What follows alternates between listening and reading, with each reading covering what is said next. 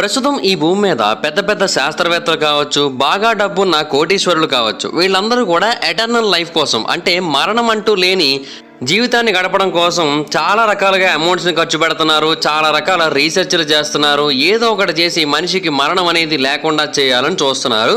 And అటువంటి ఒక medicine కనుక దొరికినట్టయితే దాన్ని అమ్ముకొని ఇంకా ఎక్కువ బిజినెస్ చేసుకోవచ్చని అయితే ట్రై చేస్తున్నారు. ప్రస్తుతానికి ఇమ్మోర్టాలిటీ విషయంలో చాలా రకాల ట్రయల్స్ అయితే జరుగుతున్నప్పటికీ అవన్నీ ట్రయల్ స్టేజ్లోని, ఎక్స్పెరిమెంట్ స్టేజ్లో మాత్రమే ఉన్నాయి.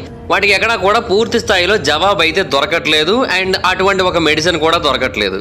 కాకపోతే శాస్త్రవేత్తలు రీసెంట్గా ఒక కొత్త ఐడియాను ప్రతిపాదించారు. ఆ ఐడియా కారణంగా మనం మరణమే లేని ఒక జీవితాన్ని గడపబోతున్నామని అయితే చాలా మంది తెలియజేస్తున్నారు. ఈరోజు ఈ వీడియోలో అది ఎంతవరకు వాస్తవమో తెలుసుకునే ప్రయత్నం చేద్దాం. అలాగే క్వాంటమ్ థియరీ గురించి కూడా మనం పూర్తి స్థాయిలో డిస్కస్ చేయబోతున్నాం. ఎందుకంటే ఆ క్వాంటమ్ థియరీ మాత్రమే మనకి మరణం అనేది లేకుండా ఉండే అవకాశం ఉందనే విషయాన్ని మనకు చెబుతోంది. సో అది నిజంగానే అంతవరకు వర్క్ చేస్తుందా? ఆ క్వాంటమ్ థియరీ కారణంగా అసలు మనకి మరణం అనేది లేకుండా ఉండబోతుందా? ఇవన్నీ కూడా ఇప్పుడు ఈ వీడియోలో డీటెయిల్గా డిస్కస్ చేద్దాం. సో ఇంకెందుకు late, let's get in to the video.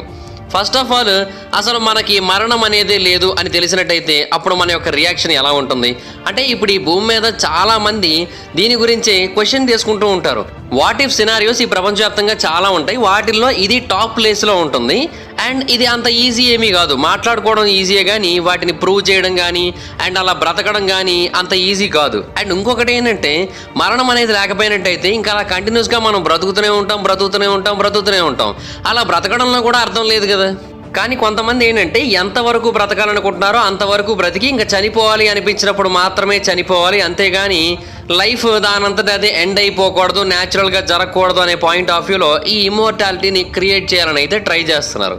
And గడిచిన 10 సంవత్సరాల్లో ఏమైందంటే, క్వాంటమ్ ఫిజిక్స్ మీద ఉన్న ఇంట్రెస్ట్ చాలా హై లెవెల్కి చేరుకుంది. అండ్ సైంటిస్టులు ఒక కొత్త ప్రపంచాన్ని కూడా అన్లాక్ చేశారు. అది చాలా చిన్నగా ఉంటుంది. అండ్ ఇది energy, computing, science and medicine వీటన్నిటికీ కూడా ఎంతగానో ఉపయోగపడుతూ ఉంటుంది. అండ్ క్వాంటమ్ నాలెడ్జ్ అనేది పెరిగిపోవడం వల్ల మనం లైఫ్ గురించి కూడా డెఫినెట్గా ఆలోచించే విధానం అనేది మారిపోయింది. థియరీ ఆఫ్ బైసెంట్రిజం అనే ఒక థియరీని యుఎస్ సైంటిస్ట్ అయిన రాబర్ట్ లాంజా అనే ఒక పర్సన్ ప్రపోజ్ చేశాడు. అతను ఏమంటాడంటే, ఈ యూనివర్స్ లైఫ్ని క్రియేట్ చేస్తుంది అనేది అబద్ధం, ఇన్ఫ్యాక్ట్ లైఫే యూనివర్స్ని క్రియేట్ చేస్తోంది అని చెబుతున్నాడు. మనకందరికీ కాన్షియస్నెస్ గురించి తెలిసిందే కదా. ఈ కాన్షియస్నెస్ అనేది మనం చేసే ప్రతి దానికి కూడా బిగినింగ్లోనే క్రియేట్ అవుతూ ఉంటుంది.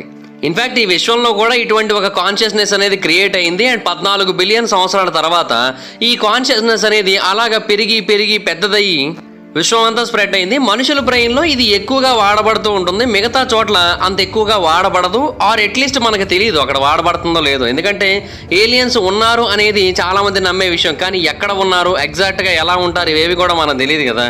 సో వాళ్ళ కాన్షియస్నెస్ ఉందో లేదో మనకైతే పూర్తిగా తెలియదు.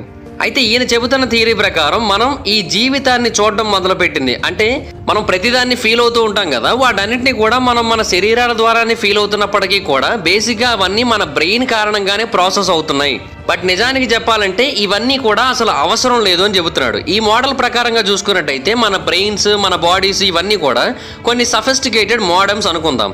ఇవి సిగ్నల్స్ని క్యాచ్ చేస్తూ ఉంటాయి, సిగ్నల్స్ని ట్రాన్స్లేట్ చేస్తూ ఉంటాయి.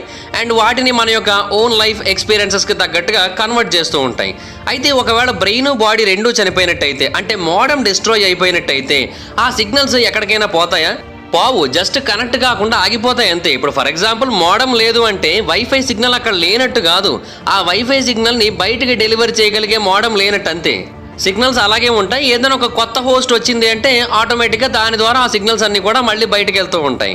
సో ఈ బయోసెంట్రిక్ రియాలిటీలో లైఫ్ అనేది కూడా ఒక సిగ్నలే. అయితే మన శరీరాలు లేదంటే మన బ్రెయిన్ ఇవన్నీ కూడా పోయినంత మాత్రాన లేదా చనిపోయినంత మాత్రాన ఆ లైఫ్ అనేది ఎక్కడికి పోదు. మనం కావాలి అనుకున్నట్టయితే ఆ లైఫ్ని మళ్ళీ కంటిన్యూ అయ్యేటట్టుగా చేయొచ్చు.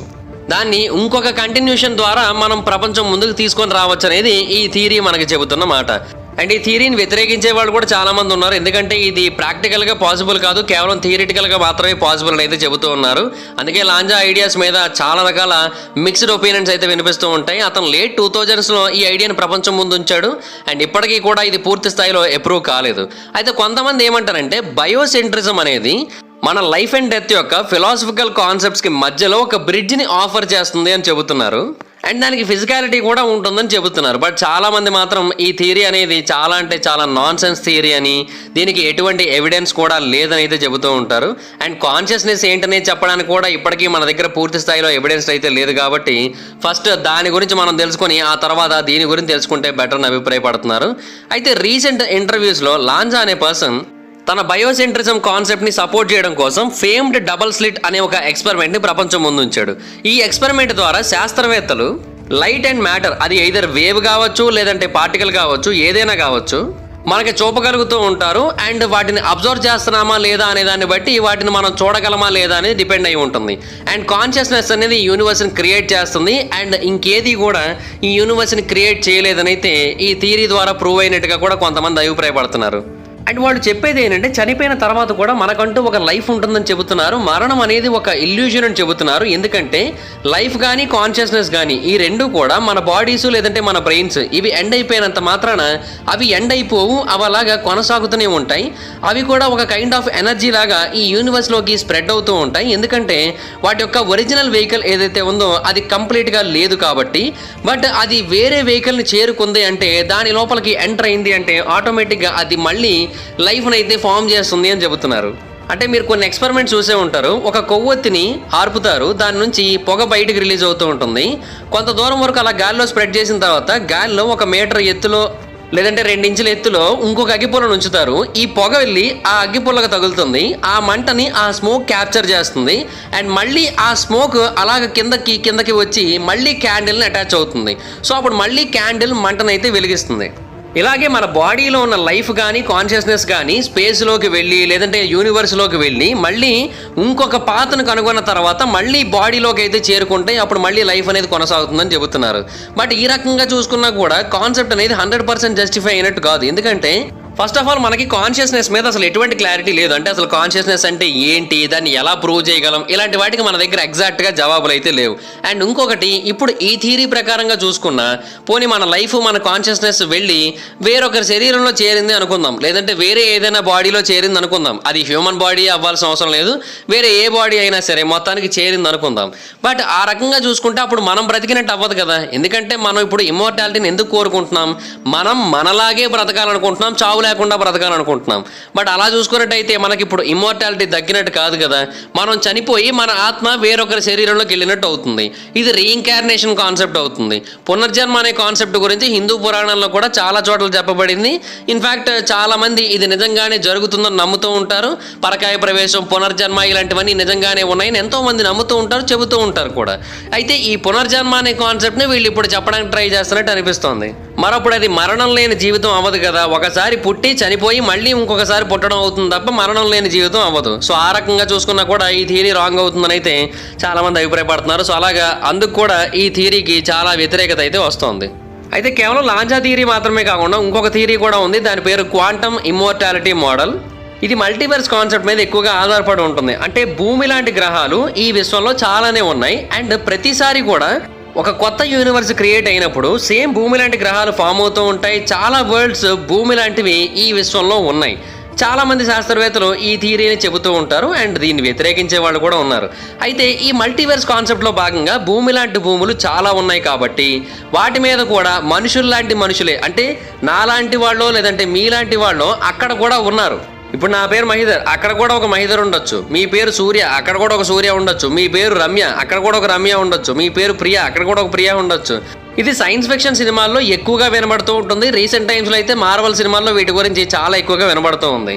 అయితే ఈ థియరీ మనకి చెప్పేది ఏంటి అంటే, మనం ఇక్కడ బ్రతుకున్నాము, మనకు ఒక సర్టన్ ఏజ్ వస్తుంది, మనం చనిపోయే టైం వస్తుంది. ఆ టైంకి మనం కనుక మల్టీవర్స్లో ఉన్న భూమి లాంటి ఇంకో గ్రహాన్ని కనుక్కొని మనలాంటి ఇంకొక వ్యక్తిని కనుక కనుగొన్నట్టయితే అతను బ్రతికే ఉంటాడు కదా. అతన్ని కనుక మనం తీసుకొచ్చి మన గ్రహం మీద మన యూనివర్స్లో పెట్టుకోగలిగినట్టయితే అప్పుడు సేమ్ మన జీవితాన్ని మళ్ళీ మనం కొనసాగించినట్టు అవుతుంది కదా అని అయితే కొంతమంది అభిప్రాయపడుతున్నారు. ఇలాగ యూనివర్స్ని కనుగొనడం అండ్ వాళ్ళందరినీ కూడా తెచ్చి మన దగ్గర పెట్టుకోవడం, ఇది కూడా వినడానికి చాలా సిల్లీగా అనిపిస్తూ ఉండొచ్చు. బట్ కొంతమంది శాస్త్రవేత్తలు దీన్ని కూడా సపోర్ట్ చేస్తున్నారు. మల్టీవర్స్లో ఖచ్చితంగా ప్యారలల్ యూనివర్సులు ఉంటాయి. ఆ ప్యారలల్ యూనివర్సుల్లో సేమ్ భూమి లాంటి పరిస్థితులే ఉంటాయి, భూమి లాంటి మనుషులే ఉంటారు. సో వాళ్ళందరినీ కూడా మనం కలవచ్చు, వాళ్ళని తీసుకొని వచ్చి భూమి మీద ఉంచవచ్చు అని కూడా అభిప్రాయపడుతున్నారు. అయితే ఈ క్వాంటమ్ ఇమ్మోర్టాలిటీలో అన్నిటికంటే అత్యంత ముఖ్యమైన విషయం ఏంటంటే ఒకవేళ వీటన్నిటిని కలిపినట్టయితే మనం ఈ మల్టీవర్స్లన్నిటినీ కూడా కలిపి ఒక చోటకి చేర్చగలిగినట్టయితే భూమి లాంటి గ్రహాలన్నీ కూడా వరుసగా కనుక ఉన్నట్టయితే లేదా ఏదో ఒక గ్రహం మీదకి మల్టీవర్స్లో ఉన్న జనాలందరినీ కూడా తీసుకొని వచ్చి పెట్టినట్టయితే అంటే ఫర్ ఎగ్జాంపుల్ భూమిని పోలిన గ్రహాలు ఒక 10 ఉన్నాయి అనుకుందాం. భూమి మీద ఉన్న మనుషులు లాంటి మనుషులు అక్కడ కూడా ఉన్నారనుకుందాం. ఇక్కడ 800 కోట్ల మంది జనాభా ఉన్నారు. 10 × 800 కోట్లు 8,000 కోట్లు. ఆ 8,000 కోట్ల మందిని పట్టించగలిగే ఒక గ్రహాన్ని తీసుకొని వెళ్ళి మొత్తం అందరినీ కూడా అక్కడే ఉంచినట్టయితే ఒక్కొక్కరు ఒక్కొక్క స్టేజ్లో ఒక్కొక్కలా బ్రతకచ్చు.